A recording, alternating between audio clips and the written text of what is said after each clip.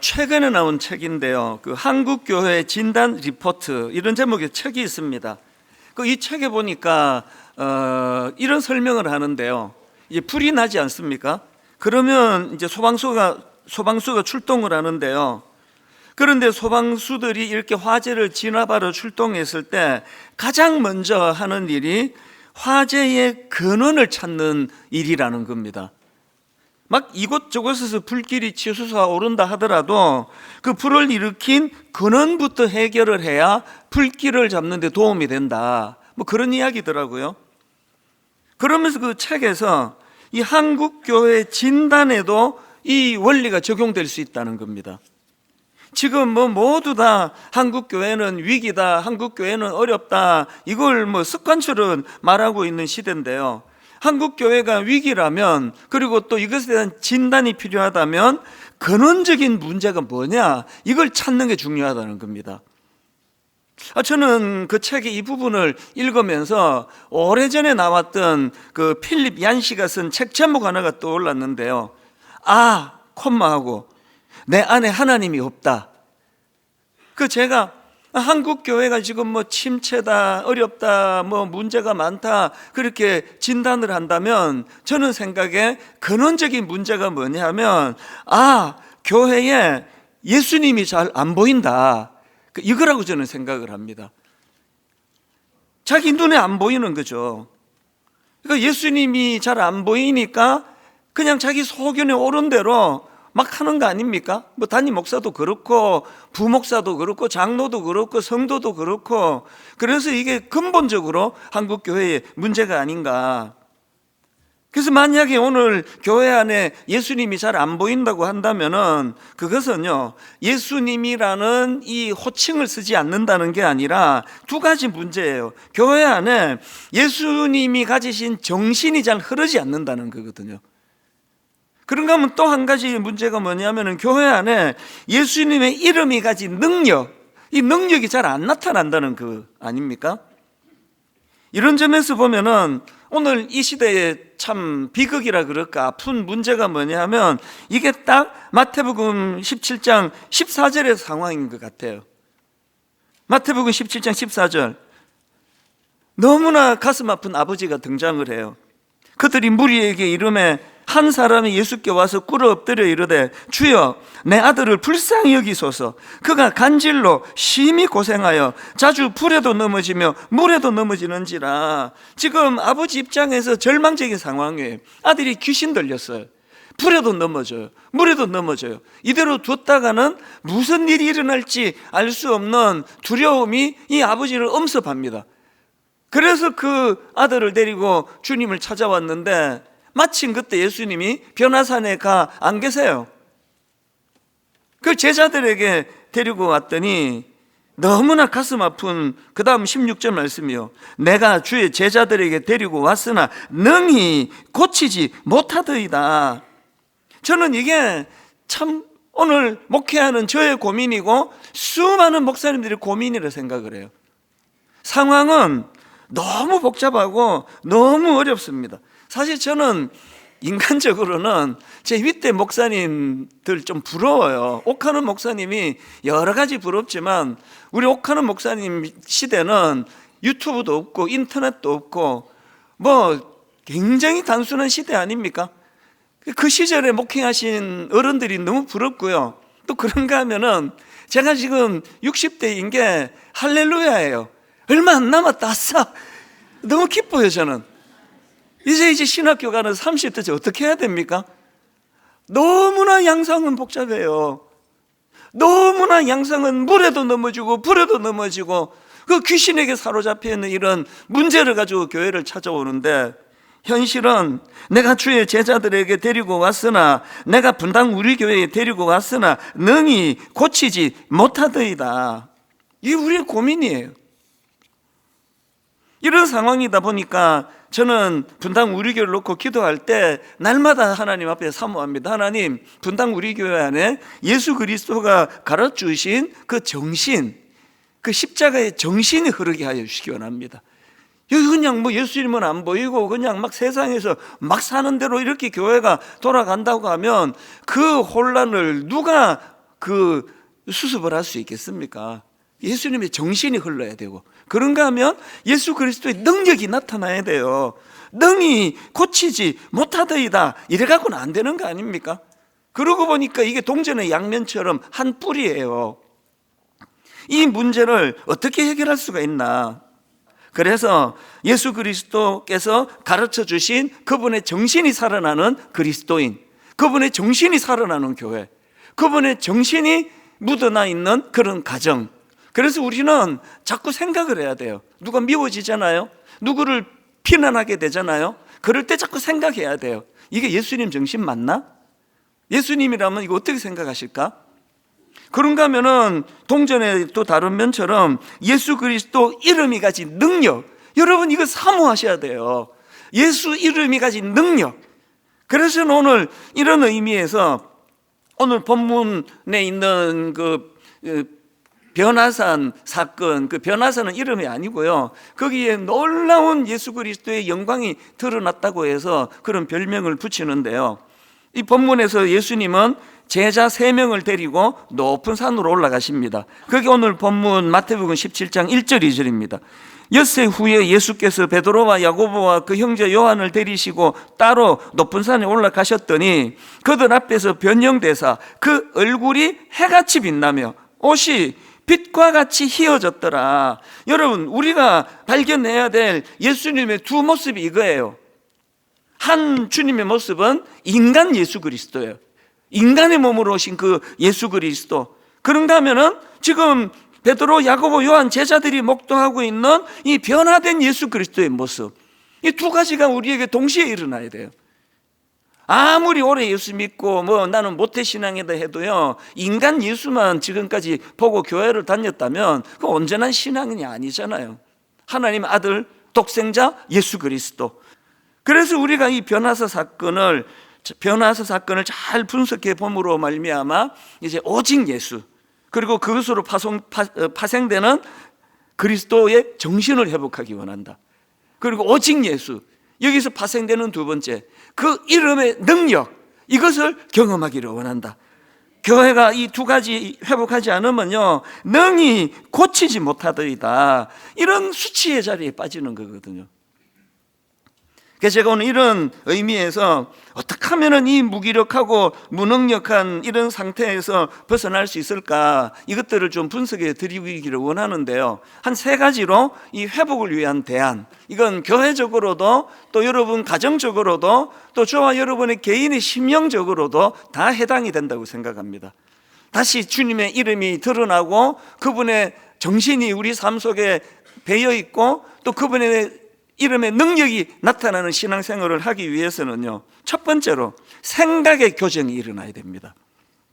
지금 베드로가 변화산에서 황홀한 경험을 하고 있거든요. 그러다 보니까 너무 감격해서 딱 자기 수준에 맞는 인간적인 그런 생각이 툭 튀어나온 겁니다. 그게 마태복음 17장 3절 4절입니다. 그때에 모세와 엘리야가 예수와 더불어 말하는 것이 그들에게 보이거늘 베드로가 예수께 여쭈어 이르되 주여, 우리가 여기 있는 것이 좋사오니 만일 주께서 원하시면 내가 여기서 초막 셋을 짓되 하나는 주님을 위하여, 하나는 모세를 위하여, 하나는 엘리야를 위하여 하리이다. 이 베드로의 반응이 너무 이해가 되지 않습니까? 딱 자기 수준에서 안 내려가고 싶은 거죠. 여기서 오래 지내고 싶은 거거든요. 그런데 주님은 허락하지 않으세요. 그러면 그게 주님의 뜻이 아니라는 걸 이제 드러내고 계시고, 그리고 무엇보다도 그의 생각을 교정해 주시는 내용이 나오는데요, 그게 오늘 본문 5절입니다. 막 베드로가 흥분해가지고 이렇게 이제 말합니다. 베드로가 그렇게 말할 때에 호련히 빛난 구름이 그들을 덮으며 구름 속에서 소리가 나서 이르시되 이는 내 사랑하는 아들이요 내 기뻐하는 자니 너희는 그의 말을 들으라 하시는지라. 3번역으로 보니까 베드로가 아직도 말을 하고 있는데 갑자기 빛나는 구름이 그들을 뒤덮었다. 여러분이 빛난 구름은 성부 하나님의 임재, 성부 하나님의 영광을 의미하는 내용, 그 구약에 늘 그분은 구름으로 임하시는, 그러니까 그분의 이 임재를 어떻게 달리 설명할 길이 없으니까요. 그러니까 이렇게 표현을 하는 거거든요. 베드로가 지금 자기 생각에 갇혀가지고 그렇게 이야기할 때 호련히 빛난 구름이 하나님의 임재가 나타나는데, 여기서 특이한 건요, 그 빛난 구름이 베드로가 보고 있는 그 광경을 덮어버렸대요. 덮어버렸어요. 베드로가 너무 황홀해하고 있는 그 장면들을 하나님의 영광으로 덮어버렸대요. 뭘 의미합니까? 하나님의 영광, 하나님의 임재, 이게 겉만 보고 판단하는, 그래서 베드로에게 영향을 주는 그 상황을, 그 눈에 보이는 것들을 덮어버렸대요. 여러분, 이 우리의 짧은 생각과 판단을 누가 교정해 줍니까? 여러분, 이렇게 내 생각은 무조건 옳다라고 우기고 있는 이 고집불통을 누가 바꾸어 줄 수 있느냐고요. 오늘 이 시대를 보시라고요. 다 자기 생각이 옳다고 우기고 있는 이런 상황 속에 대안은 하나예요. 하나님의 영광이 나타나 있는 거죠. 하나님의 영광이 덮어버려야 돼요. 안 보이게 만들어버리는 거죠. 보이는 게 전부라고 생각하는 우리 이 안타까운 삶 속에, 그러고 보면은 우리가 늘 하나님의 임재를 갈망해야 되는데, 그것은 여러 이유가 있지만 그래야 내 생각이 자라요. 보는 게 전부인 것처럼 그렇게 살아가는 우리들 안에 하나님의 영광이 항상 우리의 시선을 덮어버리는 거죠. 그래서 이 내 믿음이 자라고 있다, 이거는요, 내 생각이 하나님의 시각으로 바뀌어가고 있다, 그렇게 설명할 수 있는 거죠. 그래서 여러분, 이 히브리서 4장 12절을 보십시오.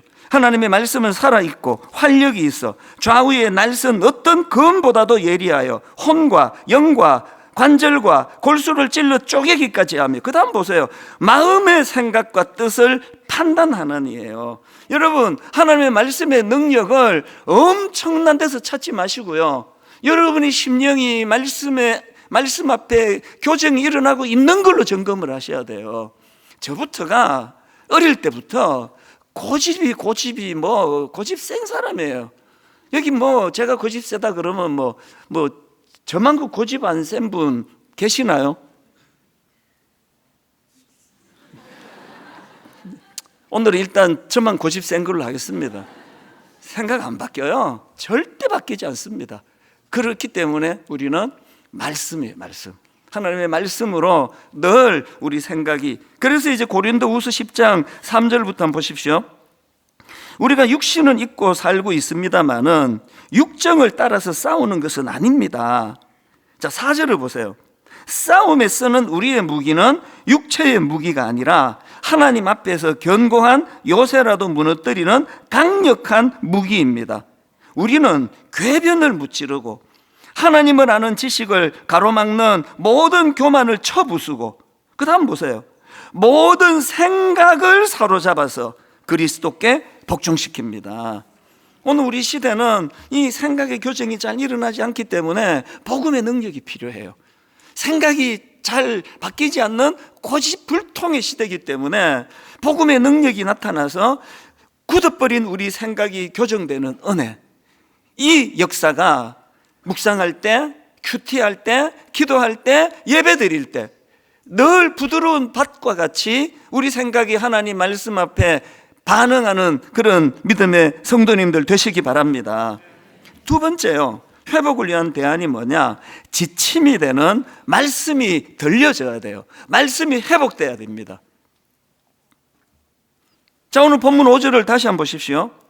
말할 때에 호련히 빛난 구름이 그들을 덮으며 구름 속에서 소리가 나서 이르시되 이는 내 사랑하는 아들이요 내 기뻐하는 자니. 그 다음 보세요. 너희는 그의 말을 들으라 하시는지라. 여러분, 지금 성부 하나님께서 그 거룩한 임재의 영광, 그 빛난 구름으로 베드로가 보고 있는 걸 뒤덮을 정도로 강력하게 임하신 의도가 여기에 있는 거예요. 너희는 예수 그리스도 그의 말을 들으라 하시는지라. 체험보다 중요한 건 그분의 말씀을 듣는 거예요. 신비로운 어떤 체험을 우리가 많이 했다 할지라도 늘 이 말씀이 회복이 되는 거거든요. 너희는 그의 말을 들으라 하시는지라. 제가 한 2번 이미 설명드렸지만 이 말씀 준비하는데 그 형제 생각이 또 나더라고요. 작년 가을에 자기는 자살하는 거 말고는 대안이 없다고, 100% 이대로 놔두면 100% 이 사람은 죽는다, 그런 두려움에 빠졌던 그 청년을 누가 살려냈냐고요. 우선 이 형제가 이제 삼촌이라고 부르는 그 멘토, 그 집사님께서 그야말로 그리스도의 사랑을 보여준 거거든요. 마음을 다해서 따뜻하게 물질을 써가며 그게 그 능력이 나타난 거거든요. 근데 여러분, 그 멘토 선생님께서 그리스도의 사랑을 보여주시면서 계속 왜 사복음서를 읽으라 그러느냐고요. 그게 예수님이 하신 일을 왜 자꾸 묵상하라고 그렇게 권면을 했겠냐고요. 거기에 그리스도의 능력이 나타난 거 아닙니까? 그래서 여러분, 요한복음 10장 27절이요. 내 양은 내 음성을 들으므에. 이게 그리스도인으로서 가장 중요한 게, 내 양은 내 음성을 들으며, 목자 대신 예수 그리스도에게 속한 양이라면 그분의 음성을 들으며, 나는 그들을 알며 그들은 나를 따르느니라. 세상에 가장 정말 이 말씀대로 사는 존재가 하나 있는데 제 자동차예요. 요즘에 막 그 차들이 또 비슷비슷하잖아요. 막 이렇게 막 차 많이 서 있는데 보면은 차를 못 찾을 때가 있습니다. 그러면 막 옛날에는요, 진짜 한 20-30분씩 차를 찾아 헤맬 때가 있었는데 지금은 그냥 리모트 컨트롤을 딱 누르면 그 수많은 차 중에서 반응을 보이는 차는 제 차밖에 없어요. 그래서 제가 이거 딱 누를 때 빡빡 이렇게 불이 딱딱 들어오면 그게 그렇게 은혜가 돼요. 내 양은 내 음성을 듣는데 내 차는 리모컨에 반응을 하는 거예요. 아무리 이건 내 차하고 똑같이 생겼어도 눌렀는데 반응을 안 하면 그건 남의 차예요. 예수 믿습니까? 반응을 보이시는 거죠. 우리가 묵상할 때, 말씀을 가지고 하나님 앞에 기도할 때 항상 그분의 말씀 앞에 반응하는 거예요. 그래서 마태복음 7장 24절, 그러므로 누구든지 나의 이 말을 듣고 행하는 자는, 먼저 들려야 돼요. 누구든지 나의 이 말을 듣고 행하는 자는 그 집을 반석 위에 지은 지혜로운 사람 같으리니. 이제 분당 우리 교회는 이 두 가지입니다. 예수 그리스도의 정신, 그 정신을 살아내는 성도들이 모인 교회가 되기를 바랍니다. 그런가 하면은 예수 그리스도 이름의 능력, 그 이름의 능력이 나타나는 교회가 되기를 원합니다. 그래서 말씀해 보기에 너희는 그의 말을 들으라 하시는지라. 마지막 세 번째로 이 회복을 위한 대안이 하나 더 있는데요, 예수님께 집중하는 거예요. 예수님께 집중. 지금 변화산 사건을 통해서 하나님이 원하셨던 핵심 포인트가 8절입니다. 제자들이 6절부터 읽어드릴게요. 제자들이 듣고 엎드려 심히 두려워하니 예수께서 나와 그들에게 손을 대시며 이르시되 일어나라 두려워하지 말라 하시니 제자들이 눈을 들고 보매 오직 예수 외에는 아무도 보이지 아니하더라. 오직 예수 외에는 아무도 보이지 아니하더라. 여러분, 그 등장했던 모세도 훌륭한 인물이고 엘리야도 대단한 인물이에요. 그런데 오직 예수 외에는 아무도 보이면 안 되는 거예요. 레오나르도 다빈치가 최후의 만찬에서 식탁 위에 놓인 은잔이 너무나 잘 그려 눈길을 줄 때 그걸 지워버리는 그 정신이에요. 왜? 모세도 아니고 엘리야도 아니고 설교자도 아니고 담임 목사도 아니고 장로도 아니고 권사도 아니고 교회 오면 예수 그리스도 그분이 보여져야 되느냐? 이 질문에 대한 답이 사도행전 4장 12절에 나와 있습니다. 다른 이로서는 구원을 받을 수 없나니, 다른 이로서는 구원을 받을 수 없나니 천하 사람 중에 구원을 받을 만한 다른 이름을 우리에게 주신 일이 없음이라 하였더라. 여러분, 구원의 주체 예수 그리스도 그분뿐이십니다. 그래서 여러분, 자꾸 우리는 교회 안에 와가지고, 그래서 여러분, 이 찬수 목사가 자꾸 여러분이 주님을 집중하는데 방해가 되면 저를 쫓아내 버리세요. 그러니까 어지간하면 쫓아내지 마시고 예수님께 집중하세요. 그냥 저 더 있고 싶어요. 예수님께 집중하세요. 저는 달을 가리키는 손가락이에요. 근데 맨날 다락방에 우리 목사님 손가락 짧지 않아? 그 손가락이 이렇게 짧은지 몰라. 아니야, 길어. 이런 얘기 하지 말고 우리 목사님이 가르치는 달, 예수 그리스도, 너무 아름답지 않아? 우리가 갖고 있는 모든 초점이, 제가 설교할 때 한 번씩 그렇게 기도하잖아요. 오늘 말씀 전하는 자도, 말씀 듣는 자도 다 뒤로 물러나게 하시고 예수 그리스도 그분만 드러나게 하여 주시옵소서. 그래서 저는 드림센터에서 제 하는 일이 다니면서 불 끄는 거거든요. 우리 8층의 교역자들이 너무 불편하다 그래요. 손님이 오늘 교회 문 닫은 줄 알았다 그래요. 거의 이제 식별만 될 정도로 불 끄고 다니거든요. 최근에 그래도 또 압력에 못 이겨가지고 조금 더 밝혔는데 또 안 보면 계속 끄고 다녀요. 그런 입장에서 드림센터 1층 엘리베이터를 기다리면 이렇게 큰 그 광고판을 사람도 없는데 불 켜놓는 게 저로 봐서는 엄청난 투자예요. 그걸 제가 그저께 사진을 찍었습니다. 이렇게 나와 있는 구절 아시죠? 그러므로 함께 하늘의 부르심을 받은 거룩한 형제들아, 우리가 믿는 도리의 사도이시며 대제사장이신 예수를 깊이 생각하라. 그래서 엘리베이터 기다릴 때 왜 이렇게 안 오는 거야 그러지 말고 그 엄청난 전기를 투자해가지고 만들어 놓은 광고판을 보셔야 돼요. 그래서 그러므로 함께 하늘의 부르심을 받은 거룩한 형제들아, 우리가 믿는 도리의 사도시며 대제사장이신 예수를 깊이 생각하라. 금의 순도를 나타내는 단위가 캐럿 아닙니까?